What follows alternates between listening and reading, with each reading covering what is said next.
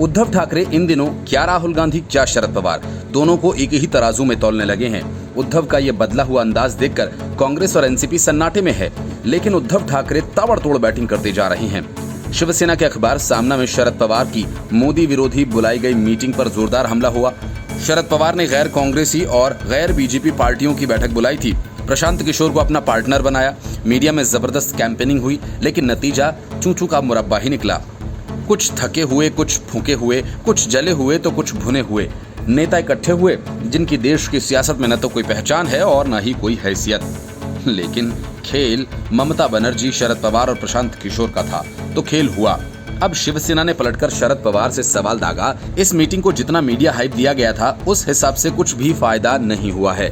शिवसेना के मुखपत्र सामना में लिखा गया कि राष्ट्रमंच के नाम से विपक्षी दलों ने एक समूह की मीटिंग दिल्ली में शरद पवार के घर पर बुलाई थी, लेकिन इस मीटिंग का नतीजा कुछ नहीं निकला, जितना कि मीडिया ने इसे हाइप दिया था। यही नहीं, अखबार ने लिखा कि पीएम नरेंद्र मोदी और बीजेपी के विरोध के नाम पर कुछ ही नेता इस मीटिंग में इकट्ठा हुए थे।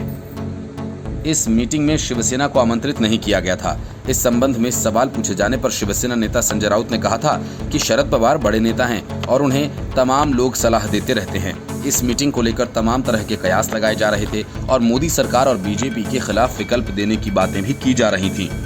हालांकि शरद पवार के दफ्तर की ओर से इसे खारिज कर दिया गया था। सामना ने मीटिंग को लेकर लिखा कि जयंत चौधरी, उमर अब्दुल्ला, नीलोत्पल बसु, पूर्व जज एपी शाह, पवन वर्मा, आम आदमी पार्टी के सुशील गुप्ता, सुधींद्र कुलकर्णी जैसे लोग इस मीटिंग में थे। क्या पीएम मोदी और बीजेपी के खिलाफ एक गठबंधन बनाना ही विपक्ष की ऐसी एकजुटता का मकसद है? सामना के संपादकीय में कहा गया, आज देश के सामने इस सरकार की वजह से समस्याओं का पहाड़ खड़ा है। लेकिन इसके साथ ही शिवसेना के मुखपत्र में विपक्षी दलों को भी नसीहत दी गई। सामना में लिखा गया कि वैकल्पिक नेतृत्व को लेकर आखिर आइडिया क्या है, कोई भी ये नहीं बता सकता। विपक्षी दलों को एकजुट होना चाहिए, ये संसदीय लोकतंत्र की जरूरत है।